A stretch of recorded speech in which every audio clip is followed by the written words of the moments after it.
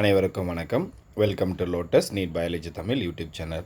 நம்முடைய யூடியூப் சேனலில் PGTRB education psychology GK and Tamil தகுதி தேர்வு இது எல்லாத்துக்கும் சேர்ந்த மாதிரியான ஆன்லைன் டெஸ்ட் பேட்ச் தான் பார்த்துட்ருக்கோம். இந்த ஆன்லைன் டெஸ்ட் பேட்சில் நம்ம இப்போ பார்த்துட்ருக்கிறது பார்த்தீங்கன்னாக்கா 9th வீக்குடைய கிளாஸ் 2. ஆல்ரெடி 9th வீக்கில் ஃபஸ்ட் கிளாஸ் பார்த்தீங்கன்னாக்கா தமிழ் தகுதி தேர்வுக்காக கிளாஸ் போட்டிருக்கோம். இப்போ 9th வீக்குடைய செகண்ட் கிளாஸ் இன்றைக்கி நம்ம பார்க்க போகிறது பார்த்தீங்கன்னாக்கா கரண்ட் அஃபேர்ஸ் தான் பார்க்க போகிறோம். கிளாஸ் பார்க்குறதுக்கு முன்னாடி நீங்கள் யாராவது பண்ணாக்கா இந்த ஆன்லைன் கிளாஸில் ஜாயின் பண்ணணும்னு ஐடியா இருந்தால் நம்மளுடைய யூடியூப் சேனலில் இதுக்கு முன்னாடி 8 வீக் போட்டிருக்கோம். அந்த 8 வீக்குடைய கிளாஸோடைய லிங்க் எல்லாமே டிஸ்கிரிப்ஷனில் கொடுக்குறேன். அது மட்டும் இல்லாமல் வாட்ஸ்அப் குரூப் ஒன்று இருக்குது. அந்த வாட்ஸ்அப் குரூப்போடைய லிங்க்கும் டிஸ்கிரிப்ஷனில் கொடுக்குறேன். அந்த வீடியோஸை பாருங்கள், வாட்ஸ்அப் குரூப்பில் ஜாயின் பண்ணிங்க. அதுக்கப்புறம் கிளாஸில் ஜாயின் பண்ணணும்னு ஐடியா இருந்தால் உங்களுக்கான ஃபீஸ் டீட்டெயில் ஸ்க்ரீனில் தெரிந்து பாருங்கள். ஒரு வாரத்துக்கு 150 rupees பே பண்ணணும். இதே ஃபுல் கோர்ஸாக இருந்தால் 4500. ஸ்க்ரீனில் தெரியக்கூடிய நம்பருக்கு ஜிபேவோ ஃபோன்பேவோ பே பண்ணிவிட்டு நீங்கள் ஜாயின் பண்ணிக்கலாம். உங்களுக்கு வேறு ஏதாவது சந்தேகம் இருந்தாலையும் அதே நம்பருக்கு கால் பண்ணியோ டெக்ஸ்ட் பண்ணியோ நீங்கள் சந்தேகத்தை தீர்த்துக்குங்க. அது மட்டும் இல்லாமல் தமிழ் தகுதி தேர்வுக்கு மட்டும் ஆன்லைன் டெஸ்ட் பேட்ச் ஸ்டார்ட் பண்ணியிருக்கோம். இதுலேயும் நீங்கள் ஜாயின் பண்ணோம் அப்படின்னாக்கா ஃபீஸ் பே பண்ணிவிட்டு ஜாயின் பண்ணிக்கோங்க.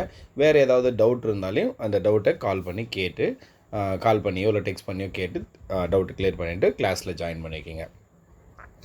உங்களுக்கு எல்லா கிளாஸஸுமே பண்ணாக்கா ஃப்ரீயாக பண்ணாக்கா நம்முடைய யூடியூப் சேனலில் அவைலபிளாக இருக்குது. ப்ளேலிஸ்ட்லேயும் இருக்குது. நீங்கள் பண்ணாக்கா வீக் பை வீக் பண்ணாக்கா அந்த ப்ளேலிஸ்ட்டில் இருக்குது. நீங்கள் பண்ணாக்கா நம்ம சேனலை சப்ஸ்கிரைப் பண்ணிவிட்டு அதில் போய்ட்டு நீங்கள் எல்லா வீடியோஸும் பார்த்துக்கலாம். இன்றைக்கான கிளாஸுக்குள்ளே போகலாம். இன்றைக்கான ஃபஸ்ட்டு கொஷின் பாருங்கள். இந்தியாவின் முதல் ஆழ்கடல் கொள்கலன் போக்குவரத்து துறைமுகமான வில்லிஞ்சம் துறைமுகம் எங்கே இருக்குது அப்படின்னா, வில்லிஞ்சம் துறைமுகம் அப்படின்றது திருவனந்தபுரத்தில் இருக்குது. இது பார்த்தீங்கன்னா கேரளா அரசோடைய இலக்கு திட்டமாகும். அப்போ இந்தியாவுடைய முதல் ஆழ்கடல் கொள்கலன் போக்குவரத்து துறைமுகம் எங்கே இருக்குது அப்படின்னா வில்லிஞ்சம் துறைமுகம். எந்த மாநிலத்தில் இருக்குது அப்படின்னு பார்த்தீங்கன்னாக்கா திருவனந்தபுரத்தில் இருக்குது. இது பார்த்தீங்கன்னா கேரளா அரசோடைய ஒரு திட்டம். 100% பூஜ்ஜிய உமிழ்வு ஹைட்ரஜன் எரிபொருள் கலன்களால் இயக்கப்படும் உலகின் முதல் வணிக பயணிகள் படகு. உலகின் முதல் வணிக பயணிகள் படகு MVC சேஞ்ச் சான் பிரான்சிஸ்கோவில் ஏவப்பட்டது. அப்போ 100% பூஜ்ஜிய உமிழ்வு ஹைட்ரஜன் பூஜ்ஜிய உமிழ்வு ஹைட்ரஜன் எரிபொருள் கலன்களால் இயக்கப்படும் உலகின் முதல் வணிக பயணிகள் படகு எங்கே இயக்குறாங்க அப்படின்னாக்கா சான் பிரான்சிஸ்கோவில் இயக்குறாங்க. மேற்கு ஆப்பிரிக்க நாடான ஐவரி கோஸ்ட் 2 வயதுக்குட்பட்ட குழந்தைகளுக்கு புதிய R21 மேட்ரிக்ஸ் M மலேரியா தடுப்பூசியை அறிமுகப்படுத்திய முதல் நாடாக மாறியுள்ளது. அப்போ 2 வயதுக்குட்பட்ட குழந்தைகளுக்கு மலேரியா தடுப்பூசியை அறிமுகப்படுத்திய முதல் நாடு எது அப்படின்னு பார்த்தீங்கன்னாக்கா மேற்கு ஆப்பிரிக்க நாடான ஐவரி கோஸ்ட் அப்படின்னு சொல்லுவோம். இந்த நாடு தான் பார்த்தீங்கன்னாக்கா ஃபஸ்ட்டு முதல் நாடாக அறிமுகப்படுத்தியுள்ளது. எதுக்கானது? மலேரியா தடுப்பூசி. அதுவும் பர்டிகுலராக 2 வயதுக்குட்பட்ட குழந்தைகளுக்கு. அந்த தடுப்பூசியுடைய பேர் R21 மேட்ரிக்ஸ் M அப்படின்னு பேர். நெக்ஸ்ட்டு இந்தியாவின் முதல் வெளிநாட்டு ஜன் ஒலசாதி திறக்கப்பட்டது. இந்தியாவின் முதல் வெளிநாட்டு ஜன் ஒலசாதி திறக்கப்பட்டது. இந்த பாயிண்ட் விட்டுருங்க. நான் உங்களுக்கு பண்ணாக்கா உங்களுக்கு குரூப்பில் பண்ணாக்கா சொல்கிறேன். இது பண்ணாக்கா ஏதோ டைப்பிங் மிஸ்டேக் ஆகிட்டுருக்கு. அடுத்து 5th பாயிண்ட் பாருங்கள். முதல் இரட்டை கோபுர சூரிய மின் நிலையம் அறிமுகப்படுத்தியுள்ளது. இது ஆற்றல் செயல்திறனை 24% அதிகரிக்கிறது. அப்போ பண்ணாக்கா முதல் இரட்டை கோபுர சூரிய மின் நிலையம் அறிமுகப்படுத்தியுள்ளது. அதாவது பண்ணாக்கா முதல் இரட்டை கோபுர சூரிய மின் நிலையத்துடைய செயல்திறன் ஆற்றல் செயல்திறன் எவ்வளோ அப்படின்னா 24%. அடுத்து 2030ஆம் ஆண்டு முதல் பசுக்கள், செம்மறியாடுகள் மற்றும் பன்றிகள் வெளியிடும் பசுமை இல்ல வாயுக்களுக்கான கால்நடை விவசாயிகள் மீது உலகின் முதல் கார்பன் வரியை டென்மார்க் அறிமுகப்படுத்தியுள்ளது. உலகின் முதல் கார்பன் வரி எது மேலே விதிச்சிருக்காங்க பாருங்கள்? கால்நடை விவசாயிகள். அதாவது பண்ணாக்கா அந்த கால்நடையை வளர்க்குறாங்க இல்லையா, அந்த விவசாயிகளுக்கு முதல் கார்பன் வரியை யார் அறிமுகப்படுத்துகிறாங்க அப்படின்னாக்கா டென்மார்க். எதுக்காக பாருங்கள்? பசுக்கள், செம்மறியாடுகள், பன்றிகள் இது வெளியிடும் பசுமை இல்ல வாயு. அப்போ பசுமை இல்ல வாயுனா எது சார்னா கார்பன் டை ஆக்சைடு, மீத்தேன், சரிங்களா? இதெல்லாம் பண்ணாக்கா பசுமை இல்ல வாயு அப்படின்னு சொல்லுவாங்க, க்ரீன் ஹவுஸ் கேஸஸ். அதுக்காக கார்பன் வரி விதிக்கிறாங்க. யாருன்னா டென்மார்க். நெக்ஸ்ட்டு ஆழமான மூளை தூண்டுதல் சிகிச்சை வலிப்பு நோய் உதவியுடன் இங்கிலாந்து சேர்ந்த உலகின் முதல் மூளை இளைஞர்களுக்கு உட்பொருத்துதல். ஸோ அடுத்து 8வது, அடுத்த 10 ஆண்டுகளுக்கு கட்டுப்பாட்டுக்கான சாலை பாதுகாப்புக்கான செயல் திட்டத்தை ஏற்றுக்கொள்ளும் நாட்டிலேயே முதல் மாநிலமாக ராஜஸ்தான் மாற உள்ளது. அடுத்த 10 ஆண்டுகளுக்கு கட்டுப்பாட்டுக்கான சாலை பாதுகாப்பு செயல் திட்டத்தை பின்னாக்கா எந்த மாநில அரசு ஏற்றுக்குது அப்படின்னாக்கா ராஜஸ்தான் தான் ஏற்றுக்குது. அடுத்து இந்தியாவின் முதல் எஃகு கசடுகளால் ஆன சாலை எங்கே பின்னாக்கா நிறுவப்பட்டுள்ளது அப்படின்னு பார்த்தீங்கன்னாக்கா சூரத்தில் நிறுவப்பட்டுள்ளது. இந்தியாவில் முதல் எஃகு கசடுகளால் ஆன சாலை எங்கே அமைக்கப்பட்டிருக்கு அப்படின்னு பார்த்தீங்கன்னாக்கா சூரத்தில் அமைக்கப்பட்டுள்ளது. நெக்ஸ்ட்டு துபாயின் சாலைகள் மற்றும் போக்குவரத்து ஆணையம் RTA 3D பிரிண்டிங் தொழில்நுட்பத்தை பயன்படுத்தி தயாரிக்கப்பட்ட உலகின் முதல் மின்சார அப்ராவின் சோதனை செயல்பாட்டை தொடங்கியுள்ளது. அப்போ உலகின் முதல் மின்சார அப்ரா சோதனை பண்ணாக்கா யார் தொடங்கியிருக்கிறாங்க அப்படின்னாக்கா துபாய். அந்த துபாய் ரோட்டில் பண்ணாக்கா அந்த RTA அப்படின்னு சொல்லக்கூடிய அந்த போக்குவரத்து ஆணையம் என்ன பண்ணியிருக்காங்கன்னா 3D பிரிண்டிங் தொழில்நுட்பத்தை பயன்படுத்தி தயாரிச்சிருக்கிறாங்க. அதுக்காக சோதனை ஓட்டம் நடத்தியிருக்காங்க. சீனா உலகின் முதல் கார்பன் ஃபைபர் அதிவேக ரயிலை வரலாற்றில் பயணிகள் மட்டும் கொண்ட ரயிலை அறிமுகப்படுத்தியுள்ளது. அப்போ சீனா உலகின் முதல் கார்பன் ஃபைபர் அதிவேக ரயிலை வரலாற்றில் பயணிகள் மட்டும் கொண்ட ரயிலை அறிமுகப்படுத்தியுள்ளது. இதில் பயணிகள் மட்டும்தான் இருக்காங்க. அடுத்து போட்ஸ்வானாவில் உள்ள ஒரு சுரங்கத்தில் ஒரு நூற்றாண்டுக்கும் மேலான மிகப்பெரிய வைரம் தோன்றி எடுக்கப்பட்டுள்ளது.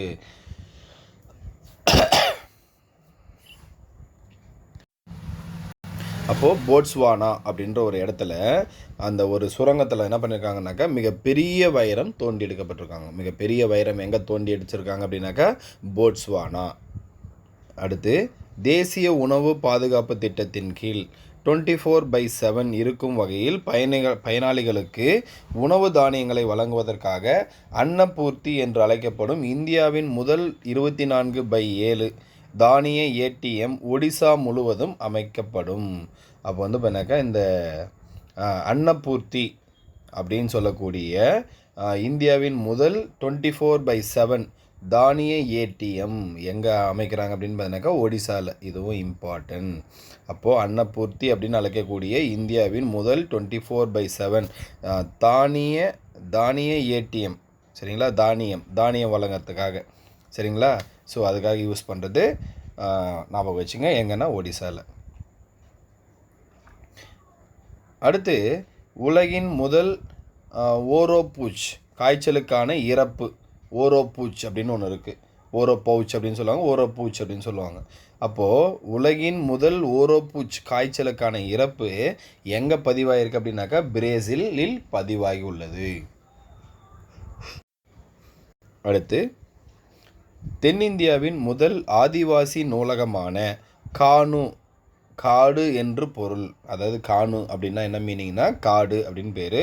அப்போ தென்னிந்தியாவின் முதல் ஆதிவாசி நூலகமான எங்கே இருக்குது பாருங்கள், கர்நாடகாவின் சாம்ராஜ் நகர் மாவட்டத்தில் உள்ள BR மலைகளில் திறக்கப்பட்டது. சாம்ராஜ் நகர் அந்த மாவட்டத்தில் இருக்கக்கூடிய BR மலைகளில் தான் எதை திறக்கிறாங்கன்னா முதல் ஆதிவாசி நூலகம். அந்த முதல் ஆதிவாசி நூலகத்துடைய பேர் என்ன அப்படின்னா கானு. அப்போ கானுன்னா என்ன சார் மீனிங்னா காடுகள். எங்கே திறக்கிறாங்க, கர்நாடகாவுடைய சாம்ராஜ் நகர் மாவட்டத்தில் உள்ள அந்த மலைப்பகுதிகளில் திறக்கிறாங்க. அடுத்து பாரிஸ் 2024 நடைபெற்ற பெண்கள் 200 T35 பிரிவில் வெண்கலப் பதக்கத்தையும் பெண்கள் 100 மீட்டர் T35 பிரிவில் வெண்கலப் பதக்கத்தையும் வென்றதனால் தடகள போட்டிகளில் 2 பாராலிம்பிக் பதக்கங்களை வென்ற முதல் இந்திய பெண்மணி என்ற பெருமையை பிரித்தி பால் பெற்றார். அப்போது 2 பாராலிம்பிக் பதக்கங்களை வென்ற முதல் இந்திய பெண்மணி. அப்போ பண்ணாக்கா ஒருத்தர் ஒரு பதக்கத்தை ஜெயிச்சிருக்காங்க. ஆனால் பண்ணாக்கா ஒருத்தர் 2 பதக்கங்களை வென்றது பண்ணாக்கா இதுதான் முதல் முறை. யார் அப்படின்னு பார்த்தீங்கன்னாக்கா பிரித்தி பால். அந்த பேராலிம்பிக் போட்டி எங்கே நடக்குது அப்படின்னாக்கா பாரிஸில். எந்த இயர்னா 2024. ஸோ இதுவும் கொஷினாக கேட்கலாம். அடுத்து, இந்தியாவின் முதல் சிலிக்கான் உற்பத்தி ஒடிசாவின் புவனேஸ்வரில் உள்ள இன்ஃபோ பள்ளத்தாக்கில் உள்ள இஎம்சி பூங்காவில் அமைக்கப்படுகிறது. அப்போ இந்தியாவிலுடைய முதல் சிலிக்கான் உற்பத்தி, இந்தியாவில் முதல் சிலிக்கான் உற்பத்தி எங்கே தொடங்குறாங்க அப்படின்னா ஒடிசாவில் இருக்கக்கூடிய புவனேஸ்வர், அங்கே இருக்கக்கூடிய இன்ஃபோ பள்ளத்தாக்கு, அங்கே இருக்கக்கூடிய இஎம்சி பூங்கா. அப்போ வந்து பார்த்தீங்கன்னா ஒடிசா புவனேஸ்வர் இன்ஃபோ பள்ளத்தாக்கில் உள்ள இஎம்சி பூங்காவில் தான் என்ன பண்ணுறாங்க, முதல் சிலிக்கான் உற்பத்தி கொஷின் கேட்கலாம். அடுத்து, மகாராஷ்டிராவின் பூனேவில் திறக்கப்பட்டது. இது ஒரு நாளைக்கு 1.4 டன் உற்பத்தி செய்யும் திறன் கொண்டது.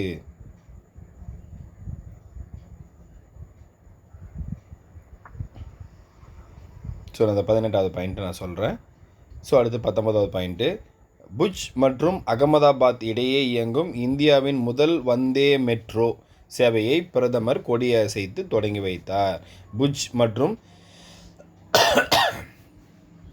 அகமதாபாத் இடையே இயங்கும் இந்தியாவின் முதல் வந்தே மெட்ரோ, வந்தே பாரத் கிடையாது, வந்தே மெட்ரோ சேவையை யார் கொடியசைத்து துவங்கி வைக்கிறாரு, பிரதமர்.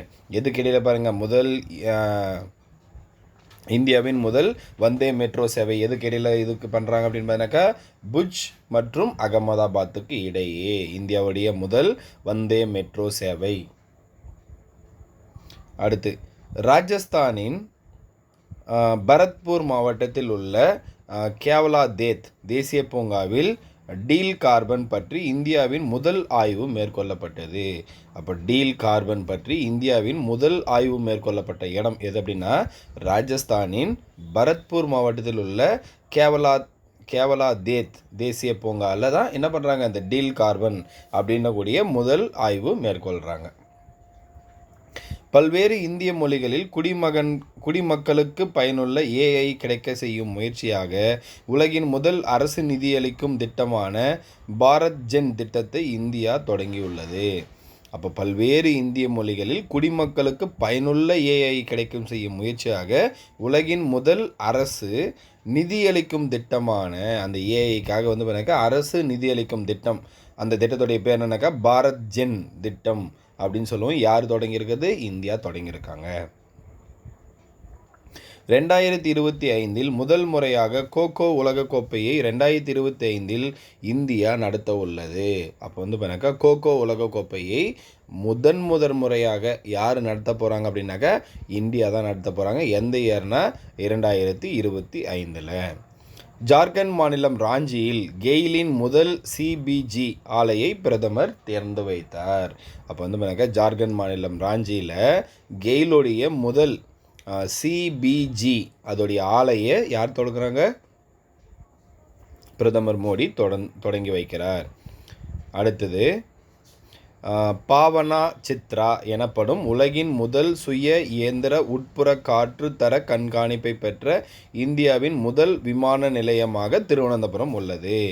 பாவனா சித்ரா எனப்படும் உலகின் முதல் சுய இயந்திர உட்புற காற்று தர கண்காணிப்பை பெற்ற இந்தியாவின் முதல் விமான நிலையமாக. அப்போ வந்து பண்ணாக்கா அந்த முதல் விமான நிலையம், இந்தியாவுடைய முதல் விமான நிலையம் எதை பெற்றது, பாவனா சித்ரா எனப்படும் உலகின் முதல் சுய இயந்திர உட்புற காற்று தர தணிக்கை பெற்ற விமான நிலையம் எங்கே இருக்குன்னா திருவனந்தபுரத்தில் இருக்குது. அடுத்து, அமரராஜா குழுமத்தின் ஒரு பகுதியான அமரராஜா இன்ஃப்ரா என்டிபிசி லிமிடெட் நிறுவனத்திற்காக லடாக்கின் லேவில் இந்தியாவின் முதல் பசுமை ஹைட்ரஜன் எரிபொருள் நிலையத்தை தொடங்கியுள்ளது. அப்போ வந்து பார்த்தாக்கா அமரராஜா குழுமத்தின் ஒரு பகுதியான அமரராஜா இன்ஃப்ரா, ஸோ இவங்க என்ன பண்ணுறாங்க அப்படின்னாக்கா என்டிசிபி லிமிடெட் நிறுவனத்திற்காக லடாக்கில் இருக்கக்கூடிய லே அப்படின்ற இடத்துல இந்தியாவுடைய முதல் பசுமை ஹைட்ரஜன் எரிபொருள் நிலையத்தை தொடங்குறாங்க.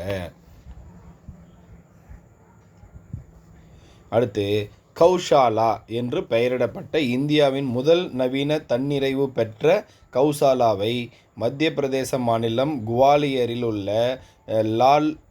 லால்திபராவில் பிரதமர் நரேந்திர மோடி திறந்து வைத்தார். அப்போ கௌஷாலா என்று பெயரிடப்பட்ட இந்தியாவின் முதல் நவீன தன்னிறைவு பெற்ற கௌசாலாவை மத்திய பிரதேச மாநிலம் குவாலியரில் உள்ள லால்திபாராவில் பிரதமர் மோடி திறந்து வைக்கிறார். அடுத்து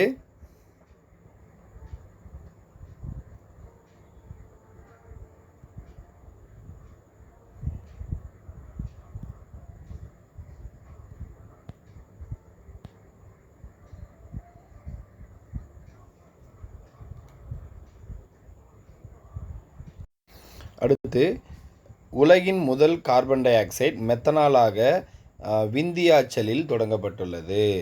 உலகின் முதல் கார்பன் டை ஆக்சைடை மெத்தனாலாக மாற்றும் நிறுவனம் எங்கே தொடங்கியிருக்காங்கன்னா விந்தியாச்சாலாவில் தொடங்கப்பட்டுள்ளது.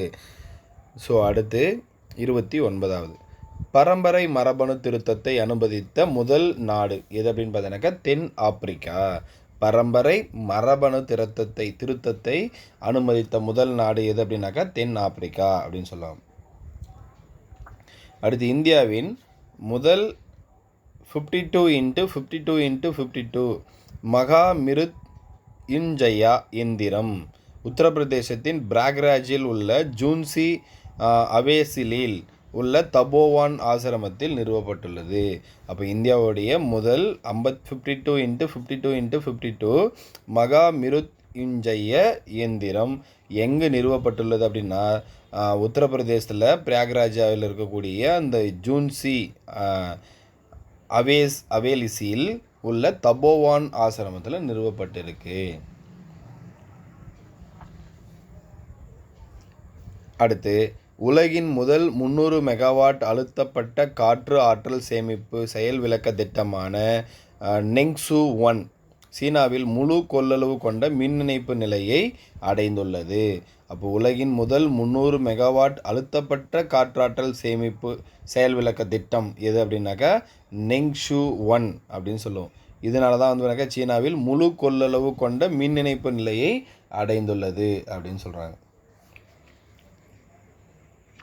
அடுத்து உலகின் மிக நீளமான அதிவேக சுரங்கப்பாதையை சீனா தியான்ஷான் மலைகள் வழியாக கட்டி முடித்துள்ளது. உலகின் மிக நீளமான அதிவேக சுரங்கப்பாதை எங்கே கட்டியிருக்காங்க அப்படின்னாக்கா சீனாவில் தியான்ஷான் மலைகள் வழியாக கட்டி முடிச்சிருக்காங்க. அடுத்து முதல் பதிவு செய்யப்பட்ட தலைமுறை பீட்டா குழந்தையான பிராங்கி நெம்ருத்திகா சடங் மிசோராமின் ஜஸ்வாலில் ஜனவரி 1ஆம் தேதி அதிகாலை 12:03 மணிக்கு பிறந்துள்ளது. முதல் பதிவு செய்யப்பட்ட தலைமுறை பீட்டா குழந்தை எங்கே பிறந்திருக்காங்க பாருங்கள், மிசோரமில் ஜஸ்வால் அப்படின்ற இடத்துல ஜனவரி 1ஆம் தேதி அதிகாலை 12:03 மணிக்கு பிறந்துள்ளது. அதுதான் வந்து முதல் பதிவு செய்யப்பட்ட பீட்டா குழந்தை அப்படின்னு சொல்லுவாங்க. பெங்களூருவை தளமாக கொண்ட சர்லா ஏவியேஷன் இந்தியாவின் முதல் EVTOL ஏர் டாக்ஸி சூன்யா அறிமுகப்படுத்தியுள்ளது. இந்தியாவுடைய முதல் ஏர் டாக்ஸி யார் அறிமுகப்படுத்தியிருக்காங்கன்னா பெங்களூருவை தளமாக கொண்ட சர்லா ஏவியேஷன். ஸோ இவங்க தான் வந்து முதல் ஏர் டாக்ஸியை வந்து திறந்திருக்காங்க. அடுத்து பிர்லா மேலாண்மை தொழில்நுட்ப நிறுவனம் பிம்டெக் இந்தியாவின் முதல் நம்பிக்கை இணையவளாக நாணயமான பிம்காயினை அறிமுகப்படுத்தியுள்ளது. அப்போ பிர்லா மேலாண்மை தொழில்நுட்ப நிறுவனம் பிம்டெக் இந்தியாவில் முதல் நம்பிக்கை இணைய வளாக நாணயமான பிம்காயினை அறிமுகப்படுத்தல. அப்போ பிம்டெக் எதாவது அறிமுகப்படுத்துகிறாங்க, பிம்காயினை அறிமுகப்படுத்துகிறாங்க. அடுத்து பிரான்சில் நடந்த AI செயல் உச்சி மாநாட்டிற்கு முன்பு வெளியிட்ட முதல் சுயாதீன சர்வதேச AI பாதுகாப்பு அறிக்கை AI பாதுகாப்பு மதிப்பீட்டிற்கான புதிய உலகளாவிய தரத்தை அமைக்கிறது.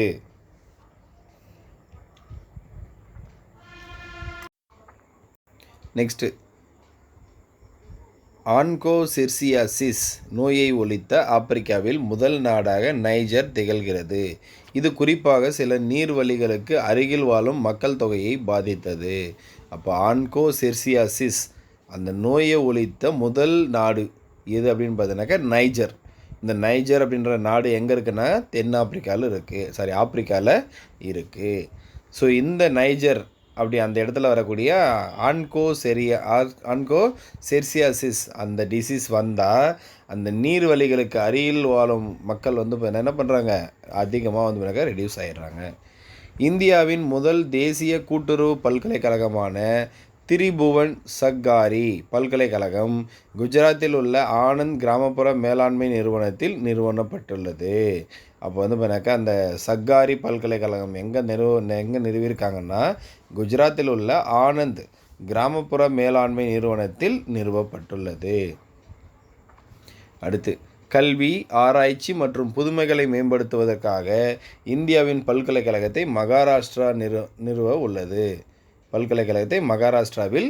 உள்ளது. அப்போ கல்வி, ஆராய்ச்சி மற்றும் புதுமைகளை மேம்படுத்துவதற்காக இந்தியாவில் இருக்கக்கூடிய அந்த பல்கலைக்கழகம் எங்கே மாற்றுறாங்க, மகாராஷ்டிராவுக்கு மாற்றுறாங்க. இந்தியாவின் முதல் உள்நாட்டு தானியங்கி உயிரி மருத்துவ கழிவு முதல் ஸ்ரீஜனம் என்று பெயரிடப்பட்டு புதுடெல்லி எய்ம்ஸ் தான் வந்து இதை பண்ணுறாங்க. அப்போ இந்தியாவுடைய முதல் உள்நாட்டு தானியங்கி உயிரி மருத்துவ கழிவு அதோடைய பேர் என்ன அப்படின்னு பண்ணாக்கா ஸ்ரீஜனம் அப்படின்னு பேர், ஸ்ரீஜனம்.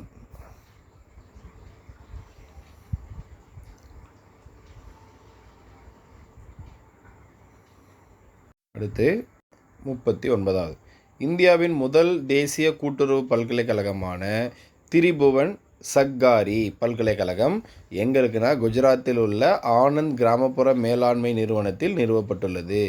இந்தியாவில் முதல் தேசிய கூட்டுறவு பல்கலைக்கழகம் என்ன அப்படின்னா திரிபுவன் சர்க்காரி பல்கலைக்கழகம் அப்படின்னு சொல்லுவோம். இது எங்கே இருக்குது அப்படின்னாக்கா குஜராத்தில் இருக்கக்கூடிய ஆனந்த் கிராமப்புற மேலாண்மை நிறுவனத்தில் நிறுவியிருக்காங்க. கல்வி, ஆராய்ச்சி மற்றும் புதுமைகளை மேம்படுத்துவதற்காக இந்தியாவின் பல்கலைக்கழகத்தை மகாராஷ்டிரா நிறுவ உள்ளது. இந்தியாவின் முதல் உள்நாட்டு தானியங்கி உயிரி மருத்துவ கழிவு முதல் ஸ்ரீஜனனம் என்று பெயரிடப்பட்டு புதுடெல்லி எய்ம்ஸில் பதிவு செய்யப்பட்டுள்ளது. அப்போ இந்தியாவில் இருக்கக்கூடிய முதல் உள்நாட்டு தானியங்கி மருந்து எது அப்படின்னாக்கா இந்தியாவின் முதல் உள்நாட்டு தானியங்கி உயிரி மருத்துவ கழிவு முதல் ஸ்ரீஜனம் அப்படின்னு பெயரிட்டு புதுடெல்லியில் எய்ம்ஸில் தான் வந்து பண்ணாக்கா இதை பதிவு பண்ணுறாங்க. இந்தியாவின் ஆதித்யா L1 விண்கலம் கர்னல் என்ற சூரிய ஒளிக்கற்றையை முதல் முறையாக படம் பிடித்துள்ளது. இந்தியாவுடைய ஆதித்யா L1 விண்கலம் எதை வந்து பண்ணாக்கா படம் பிடிச்சிருக்கு அப்படின்னா கர்னல் அப்படின்னு சொல்லக்கூடிய சூரிய ஒளிக்கற்றையை முதல் முறையாக படம் பிடித்துள்ளது. அடுத்து, லக்னோவில் உள்ள CSIR NBRI விஞ்ஞானிகள் உலகின் முதல் மரபணு மாற்றப்பட்ட GM ஜெனடிக்கலி மாடிஃபைடு அப்படின்னு சொல்லுவாங்க பருத்தியை உருவாக்கியதாக கூறுகின்றனர். இது எப்படி இருக்குன்னா இளஞ்சிவப்பு காய்ப்புழுவிற்கு போல்வர்ம் முற்றிலும் எதிர்ப்பு திறன் கொண்டது. அப்போ வந்து பார்த்தாக்கா இந்தியாவில் வந்து பார்த்தாக்கா உலகின் முதல் மரபணு மாற்றப்பட்ட பருத்தி எப்போ யார் உருவாக்குறாங்கன்னா CSIR NBRI விஞ்ஞானிகள் தான். ஸோ இது இளஞ்சிவப்பு காய்ப்புழுவிற்கு போல்வர்ம் முற்றிலும் எதிர்ப்பு திறன் கொண்டது. அடுத்து இதெல்லாம் வந்து பார்த்தாக்கா அரசியலில் வரும். UPSC தலைவர் மனோஜ் சோனி தனது பதவிக்காலம் முடிவதற்கு 5 ஆண்டுகளுக்கு முன்பு ராஜினாமா செய்தார். UPSCயுடைய தலைவர் மனோஜ் சோனி அவருடைய பதவிக்காலம் முடிவதற்கு 5 வருஷத்துக்கு முன்னாடி என்ன பண்ணுறாரு, ராஜினாமா பண்ணுறாரு. டிஜிட்டல் தனி உரிமை தொடர்பான தனிநபர்களின் தனிப்பட்ட தரவுகளின் பயன்பாட்டை கட்டுப்படுத்தும் தனிநபர்களின் உரிமை தொடர்பான மறுக்கப்படுவதற்கான உரிமை ஆகியவற்றை உச்சநீதிமன்றம் ஆராயும். அப்போ உச்சநீதிமன்றம் எதெல்லாம் ஆராயுன்னு சொல்லியிருக்காங்க அப்படின்னா டிஜிட்டல் தனி உரிமை தொடர்பாக தனிநபர்களின் தனிப்பட்ட தரவுகளின் பயன்பாட்டை கட்டுப்படுத்தும் உரிமையை வந்து இவங்க வந்து ஆராயும் அப்படின்னு சொல்லியிருக்காங்க. So right to be forgotten, right to erasure அப்படின்னு சொல்லுவோம். நெக்ஸ்ட்டு சுரங்க நிலங்களுக்கு வரி விதிக்க மாநில சட்டமன்றங்களுக்கு அதிகாரம் இருப்பதாக உச்சநீதிமன்றம் 8:1 தீர்ப்பில் கூறியுள்ளது. அப்போ சுரங்கங்களுடைய வரி விதிக்க சுரங்க நிலங்களுக்கு வரி விதிக்க யாருக்கு அதிகாரம் இருக்குது? மாநில அரசுக்கு அதிகாரம் இருக்குது அப்படின்னு சொல்கிறது யார் சொல்கிறது? உச்சநீதிமன்றம் சொல்கிறாங்க. அடுத்து, தேசிய மகளிர் ஆணையம் பெண்களுக்கு எதிரான இணைய குற்றங்கள் அதிகரித்து வருவதை எதிர்கொள்ளும் வகையில் புதுடில்லியில் திறந்து வைத்துள்ளது. தேசிய மகளிர் ஆணையம் பெண்களுக்கு எதிரான இணைய குற்றங்கள் அதிகரித்து வருவதை எதிர்கொள்வதற்காக புதுடில்லியில் என்ன பண்ணியிருக்காங்க? அந்த இணைய குற்றங்கள் அதிகரிக்காமல் தடுக்கிறதுக்காக ஒரு அமைப்பை நிறுவியிருக்காங்க. அடுத்து, 30 வருடங்கள் பழமையான கேபிள் டிவி நெட்வொர்க் சட்டம் 1995ஐ ஒளிபரப்பு சேவைகள் மசோதா 2024 மூலம் மாற்ற அரசு திட்டமிட்டுள்ளது. அப்போ 30 வருடம் பழமையாக இருக்கக்கூடிய கேபிள் டிவி நெட்வொர்க் அப்படின்னு சொல்லுவாங்க. ஸோ இது 1995 ஒளிபரப்பு சேவைகள் அப்படின்னு சொல்லிட்டு அப்போ இருந்தது ஒளிபரப்பு சேவைகள். ஸோ இப்போ ஒழுங்குமுறை மசோதா மூலமாக அதை பெயர் மாற்றம் பண்ண திட்டமிட்டிருக்காங்க. நெக்ஸ்ட்டு, பிளாக் கோட் சின்ட்ரோம் என்று ஜனாதிபதி அழைத்தார். அப்போ இந்த பிளாக் கோட் சின்ட்ரோம் அப்படின்னு சொல்லிட்டு யார் அழைக்கிறது? ஜனாதிபதி. எதுக்காக அந்த வேர்டை யூஸ் பண்ணுறாருன்னா, அனைவருக்கும் நீதி வழங்க உச்சநீதிமன்றத்தை வழிநடத்த வலியுறுத்துகின்றனர். அப்போ அனைவருக்கும் நீதி வழங்கணும் அப்படின்றதுக்காக உச்சநீதிமன்றத்தை என்ன பண்ணுறாங்க? இவங்க வலியுறுத்துகிறாங்க. ஸோ நீதி கிடைப்பதில் ஏற்படும் தாமதத்தை எடுத்துக்காட்டிய ஜனாதிபதி நீதிமன்ற அமைப்புகளில் சாதாரண குடிமக்கள் அனுபவிக்கும் பதற்றத்தை விவரிக்க இந்த வார்த்தையை பயன்படுத்தினார். அப்போ நீதிபதிகள் அந்த மக்கள் சாதாரண மக்கள் என்ன பண்ணுறாங்கன்னா, அந்த நீதி கிடைப்பதில் ஏற்படும் தாமதத்தை எடுத்துக்காட்டிய ஜனாதிபதி நீதிமன்ற அமைப்புகளில் சாதாரண குடிமக்கள் அனுபவிக்கும் பதற்றத்தை விவரிக்க, அந்த பதற்றத்தை விவரிக்கிறதுக்காக தான் என்ன பண்ணுறாங்க? இந்த பிளாக் கோட் சின்ட்ரோம் அப்படின்னு ஒரு வேர்டை யூஸ் பண்ணுறாங்க. இந்த பிளாக் கோட் சின்ட்ரோம் அப்படின்ற வேர்டை யார் யூஸ் பண்ணுறது அப்படின்னா, நீதி கிடைப்பதில் ஏற்படும் தாமதத்தை எடுத்துக்காட்டிய ஜனாதிபதி நீதிமன்ற அமைப்புகளில் ஏற்படுத்துகிறார். அடுத்து, 1967ஆம் ஆண்டு UAPAவின் கீழ் வழக்கு தொடர அனுமதி வழங்குவதற்கு 14 நாள் காலக்கெடு கட்டாயமானது என்று இது சொல்லியிருக்காங்க. இதுக்கு முன்னாடி கூட நம்ம எஜுகேஷன் ஜிகே கிளாஸில் பார்த்துருப்போம். இதில் அந்த ஜுடிஷியலில் சொல்லியிருப்பாங்க. இப்போ ஒரு கேஸ் நடந்திருக்கு. அதுக்கு தீர்ப்பு சொல்லிட்டாங்க உயர்நீதிமன்றத்தில்னா அதை பற்றி மேல்முறையீடு பண்ணலாம். எங்கே அப்படின்னு பார்த்தீங்கன்னா அப்பீல் பண்ணலாம். ஸோ எங்கன்னாக்கா ஹைகோர்ட்டில், சுப்ரீம் கோர்ட்டில், ஹைகோர்ட்லேருந்து சுப்ரீம் கோர்ட்டில் அப்பீல் பண்ணலாம். அப்படி அப்பீல் பண்ணணும்னா அதுக்கான காலக்கெடு எவ்வளோ நாள்னா 14 நாட்கள். அடுத்து, 370வது பிரிவு ரத்து செய்யப்பட்ட பிறகு ஜம்மு காஷ்மீரின் முதலமைச்சராக உமர் அப்துல்லா 2வது முறையாக பதவியேற்றார். அப்போ 370 என்ன பண்ணுறாங்கன்னா நீக்கிடுறாங்க. 370 எமர்ஜென்சி அப்படின்னு சொல்லுவோம். 370 அது சிறப்பு பிரிவு. ஸோ ரத்து செய்யப்பட்ட பிறகு ஜம்மு காஷ்மீருடைய முதலமைச்சர் யார் அப்படின்னா உமர் அப்துல்லா. ஸோ அவர் 2வது முறையாக பதவியேற்றுக்கிட்டு இருக்கிறார். அடுத்து, பிரதமர் நரேந்திர மோடி தலைமையில் நடைபெற்ற மத்திய அமைச்சரவை கூட்டத்தில் மராத்தி, பாலி, பிராகிருதம், அசாமி மற்றும் வங்காள மொழிகளுக்கு செம்மொழி அந்தஸ்து வழங்க ஒப்புதல் அளிக்கப்பட்டுள்ளது. அப்போ எந்தெந்த மொழிக்கெல்லாம் அடுத்தது செம்மொழி அந்தஸ்து வழங்குறாங்க அப்படின்னா மராத்தி, பாலி, பிராகிருதம், அசாமி மற்றும் வங்காள மொழிகளுக்கு செம்மொழி அந்தஸ்து வழங்குறாங்க. இது மட்டும் இல்லாமல் இன்னொரு 7 மொழிகளுக்கு அந்த செம்மொழி அந்தஸ்து வழங்கியிருப்பாங்க. அது நம்ம ஆல்ரெடி இந்த தமிழ் மீடியம் கிளாஸில் பார்த்துருப்போம். அடுத்து, இந்திய உச்சநீதிமன்றம் 1955ஆம் ஆண்டு குடியுரிமை சட்டத்தின் பிரிவு 6A அரசியலமைப்பு சட்டத்திற்கு உட்பட்டது என்பதை உறுதி செய்தது. அப்போ குடியுரிமை சட்டம் அப்படின்றது அரசியலமைப்பு சட்டத்திற்கு உட்பட்டது அப்படின்னு சொல்கிறாங்க. SCIயின் அபியான் தொடங்கியது. 6A அரசியலமைப்பின் பிரிவுகள் 6 மற்றும் 7ஐ மீறவில்லை. ஸோ இதெல்லாம் நமக்கு தேவையில்லை. அடுத்து, 2025-26ஆம் ஆண்டிற்கான பஞ்சாயத்து மேம்பாட்டு திட்டங்களுக்கு பஞ்சாயத்து ராஜ் அமைச்சகம் மக்கள் திட்டத்தின்படி பிரிவு தயாரிப்பதற்காக ஒதுக்க செய்யப்பட்டுள்ளது. அப்போ வந்து பார்த்தாக்கா அந்த திட்ட அறிக்கை தயாரிக்கிறதுக்காக வந்து பார்த்தாக்கா ஒரு பிரிவு ஏற்படுத்துகிறாங்க. அந்த பிரிவுடைய பேர் என்னன்னாக்கா ஜன் யோஜனா பாரத் அப்படின்னு சொல்லுவோம். ஜன் யோஜனா பாரத். யார் இதை தொடங்குறாங்கன்னா பஞ்சாயத்து ராஜ் அமைச்சகம். ஸோ எதுக்காக தொடங்குறாங்க அப்படின்னாக்கா பிரிவு தயாரிப்பதற்காக அப்படின்லாம் வந்து பார்த்தாக்கா மக்கள் திட்டத்தின்படி பிரிவு தயாரிப்பதற்காக இதை வந்து பார்த்தாக்கா அலாட் பண்ணுறாங்க. அடுத்து சிறை கைதிகளுக்கு இலவச சட்ட உதவி கிடைப்பதை உறுதி செய்ய சட்ட சேவைகள் அமைப்புகளுக்கு உச்சநீதிமன்றம் வழிகாட்டுதல்களை வழங்கியுள்ளது. அப்போ வந்து பார்த்தாக்கா சிறை கைதிகளுக்கு இலவச சட்ட உதவி கிடைப்பதை உறுதி செய்வதற்காக தான் என்ன பண்ணுறாங்க ISA அப்படின்னு சொல்லக்கூடிய அந்த வழிகாட்டுகள் வழங்கியிருக்காங்க. இந்தியாவின் 51வது தலைமை நீதிபதி சஞ்சீவ் கண்ணாவுக்கு ஜனாதிபதி திரௌபதி முர்மு பதவி பிரமாணம் செய்து வைத்துள்ளார். அப்போ வந்து பார்த்தாக்கா இந்த நியூஸ் வந்து பார்த்தாக்கா எப்போன்னா 2024 நியூஸ். ஏன் அப்படின்னா நம்ம வந்து பார்த்தாக்கா அட்லீஸ்ட் 1 இயருடைய கரண்ட் அஃபேர்ஸ் படிக்கணும். அதனால தான் இதையும் எடுத்திருக்கேன். ஸோ அப்போ 51வது தலைமை நீதிபதி யார் அப்படின்னு பார்த்தீங்கன்னாக்கா சஞ்சீவ் கண்ணா அப்படின்னு சொல்லுவாங்க. இப்போ வந்து பார்த்தாக்கா எத்தனாவது தலைமை நீதிபதி இருக்காங்கன்னு சொல்லிட்டு கூகுளில் செக் பண்ணி வச்சுக்கோங்க. ஸோ நானும் வந்து பார்த்தாக்கா சொல்கிறேன். நம்ம கிளாஸ் வரும்போது உங்களுக்கு அப்பப்போ சொல்லிவிடுவேன். இந்திய அரசியலமைப்பின் 75வது ஆண்டு நிறைவை குறிக்கும் வகையில் ஜம்மு காஷ்மீர் முதல் முறையாக அரசியலமைப்பு தினத்தை நவம்பர் 26, 2024 அன்று அனுசரித்தது. சம்விதான் திவாஸ் அப்படின்னு சொல்லுவாங்க. அந்த அரசியலமைப்பு தினம் இருக்கு இல்லையா, அதுக்கு இந்தியில் சம்விதான் திவாஸ் அப்படின்னு பேர்.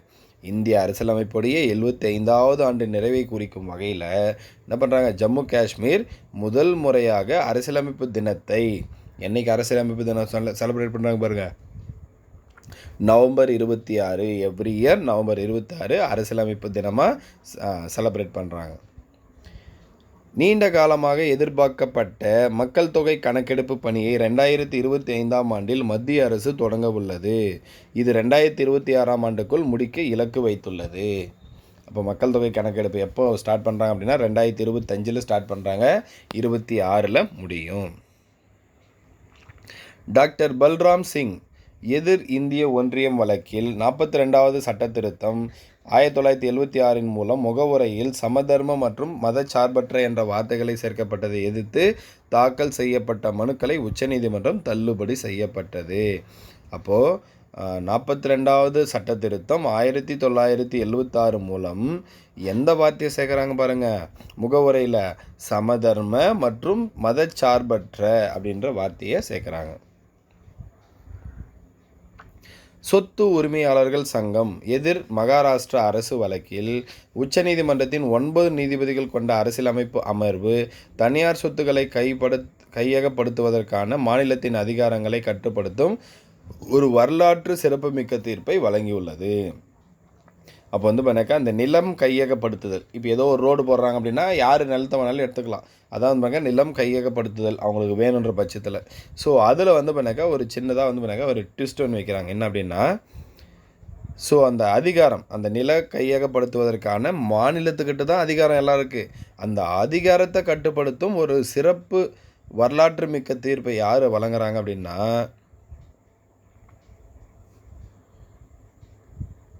உச்சநீதிமன்றத்துடைய 9 நீதிபதிகள் கொண்ட அமர்வு தான் அந்த தீர்ப்பை வழங்குறாங்க. அடுத்து 129வது அரசியலமைப்பு திருத்த மசோதாவை மத்திய சட்ட அமைச்சர் அர்ஜுன் ராம் மேக்வால் மக்களவையில் அறிமுகப்படுத்தினார். அப்போ 129வது அரசியலமைப்பு திருத்த மசோதா யார் அறிமுகப்படுத்துறது, மத்திய சட்ட அமைச்சர்னு சொல்லக்கூடிய அர்ஜுன் ராம் மேக்வால் மக்களவையில் அறிமுகப்படுத்துகிறார். அடுத்து 1934ஆம் ஆண்டு விமான சட்டத்தை மாற்றியமைத்து இந்தியாவின் விமான போக்குவரத்து துறையை நவீனமாக்குதல், பாதுகாப்பு நடவடிக்கைகளை மேம்படுத்துதல் மற்றும் உலகளாவிய தரநிலைகளுக்கு ஏற்ப மாற்றுவதை நோக்கமாக கொண்ட பாரதிய வாயுவன் வித்யேக் 2024க்கு யார் ஒப்புதல் அளிக்கிறார் அப்படின்னா ஜனாதிபதி ஒப்புதல் அளிக்கிறாரு. அப்போது விமான சட்டத்தை மாற்றியமைத்து இந்திய விமான போக்குவரத்து துறையை நவீனமாக்கத்துக்காக தான் என்ன பண்ணுறாங்க, பாரதிய வாயுயன் வித்யேக் அப்படின்ற ஒரு திட்டத்துக்கு ஒப்புதல் அளிக்கிறார். யார்? இந்திய ஜனாதிபதி. முழு நீதிமன்ற பதிவுகளையும் டிஜிட்டல் மயமாக்குவதன் மூலம் டிஜிட்டல், ஆன்லைன் மற்றும் காகிதமற்ற நீதிமன்றங்களை நோக்கி நகர்வதன் மூலம் அதிகபட்ச எளிதான நீதிக்கான ஆட்சியை ஏற்படுத்துவதை நோக்கமாக கொண்ட மின்னணு நீதிமன்றங்கள் மிஷன் பயன்முறை திட்டத்தின் 3ஆம் கட்டத்திற்கு மத்திய அமைச்சரவை ஒப்புதல் அளிச்சிருக்காங்க. அடுத்து ரொம்ப இம்பார்ட்டன்ட், 2025ஆம் ஆண்டு குடியரசு தினத்தின் கருப்பொருள் என்ன அப்படின்னு பார்த்தீங்கன்னாக்கா ஸ்வர்ணிம் பாரத் வர்ணி.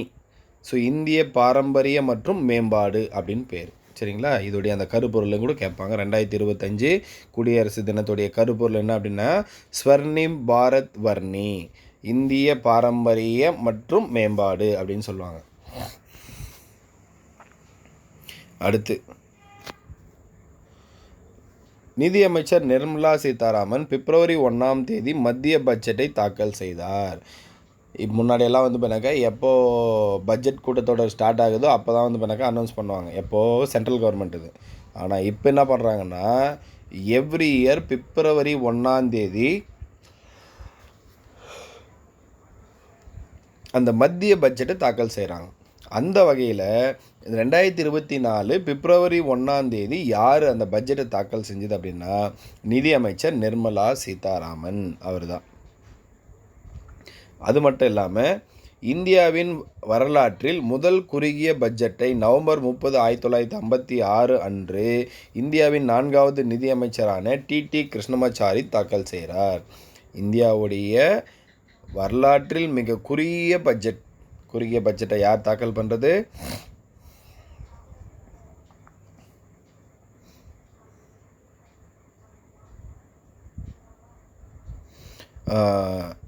அப்போ இருந்த 1956 அன்று இந்தியாவின் 4வது நிதியமைச்சரான டிடி கிருஷ்ணமாச்சாரி தான் என்ன பண்ணுறாரு, தாக்கல் பண்ணுறாரு. அடுத்து ஜனவரி 28, 1950 அன்று நிறுவப்பட்ட இந்திய உச்சநீதிமன்றம் எத்தனை ஆண்டு நிறைவு செஞ்சுருக்கு அப்படின்னா 75 ஆண்டு கால சேவையை நிறைவு செஞ்சுருக்கு. இது இந்திய உச்சநீதிமன்றம். ஸோ இங்கே எப்படி கேட்கலாம் அப்படின்னு பார்த்தீங்கன்னாக்கா இந்த இந்திய உச்சநீதிமன்றம் எப்போது தொடங்கப்பட்டது? ஜனவரி 28, 1950. அடுத்தது ஜனவரி 1, 2025 அன்று இந்திய உருமாற்றத்திற்கான தேசிய நிறுவனம் நிதி ஆயோக் அதன் 10வது ஆண்டு விழாவை கொண்டாடியது. நிதி ஆயோக்குடைய 10வது ஆண்டு விழா எப்போ செலிப்ரேட் பண்ணுறாங்கன்னா ஜனவரி 1, 2025. அடுத்து இந்திய தேர்தல் ஆணையம் நிறுவப்பட்ட 75வது ஆண்டுகளை கொண்டாடியதுடன் ஜனவரி 25ஆம் தேதியை தேசிய வாக்காளர் தினமாகவும் அனுசரித்தது. இந்த தேசிய வாக்காளர் தினம் என்னைக்கு அப்படின்னா ஜனவரி 25. ஸோ இதுவும் வந்து பண்ணாக்கா இம்பார்ட்டண்ட்டாக கொஷின் கேட்கலாம். ஸோ இன்றைக்கி மொத்தம் வந்து பண்ணாக்கா 11 பக்கம் பார்த்துருக்கோம். ஸோ இது எல்லாத்தையும் வந்து பண்ணாக்கா தரவாக படிங்க. அடுத்த வீடியோ கிளாஸ் 3 வந்து பண்ணாக்கா விரைவில் சந்திப்போம். நன்றி, வணக்கம்.